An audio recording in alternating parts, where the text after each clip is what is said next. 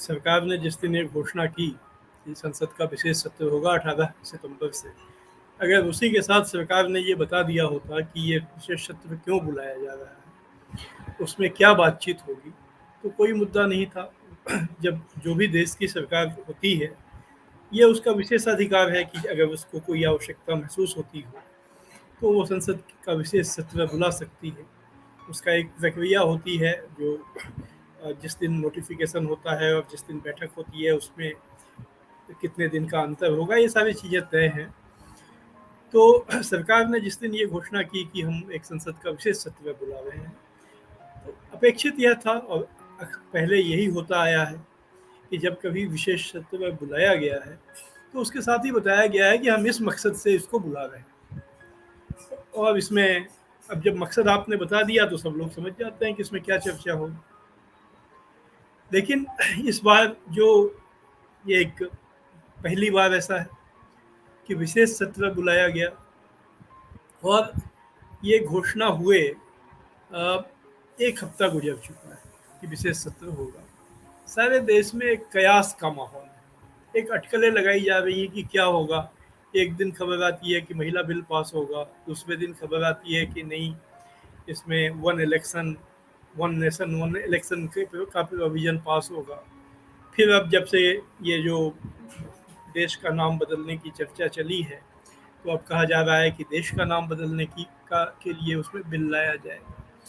कहने का ये मतलब है कि सभी लोग अंधेरे में हाथ चला रहे हैं, किसी को कुछ मालूम नहीं है। मालूम इसलिए नहीं है कि उनको कुछ बताया नहीं गया है।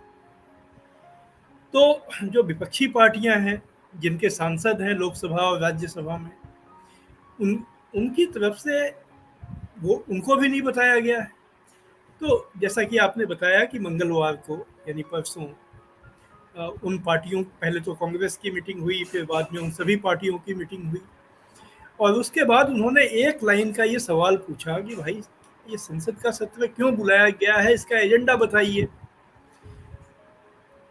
उस पर कोई भी जवाब सरकार की तरफ से नहीं आया। इस बीच कांग्रेस की मीटिंग में जो फैसला हुआ था कि चूंकि सरकार ने संसद का सत्र बुलाया है, तो कांग्रेस पार्टी इसमें पॉजिटिव माइंड अपनाएगी, रचनात्मक समझ, रचनात्मक भावना के साथ वो सत्र में जाएगी।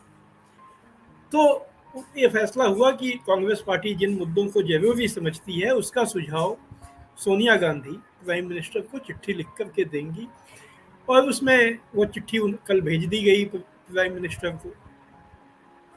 उसमें सोनिया गांधी ने, जैसा कि आपने बताया, कि जो इस समय देश के 9 ज्वलंत मुद्दे हैं उसका उन्होंने सुझाव दिया है। उसमें जो आम आदमी की जो समस्याएं हैं, महंगाई है, बेरोजगारी की समस्या है, अडानी जो घराना है, उद्योग घराना, उसको लेकर जो सवाल पिछले कुछ समय से चल रहे हैं, उन सवालों की बात है।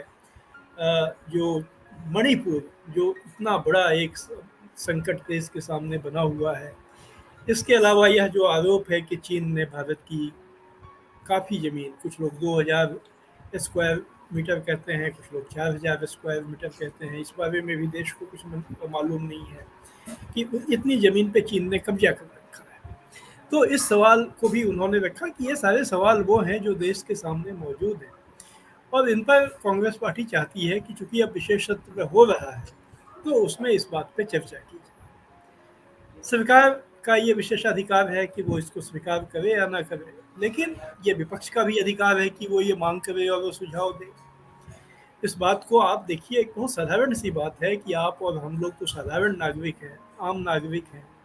हम लोगों को भी कोई अगर कहीं बुलाता है कि आप यहाँ एक मीटिंग है आ जाइए, अगर कोई बुलाए तो हम पहला सवाल पूछते हैं कि मीटिंग किस मुद्दे पे हो रही है, उसमें क्या बातचीत होगी।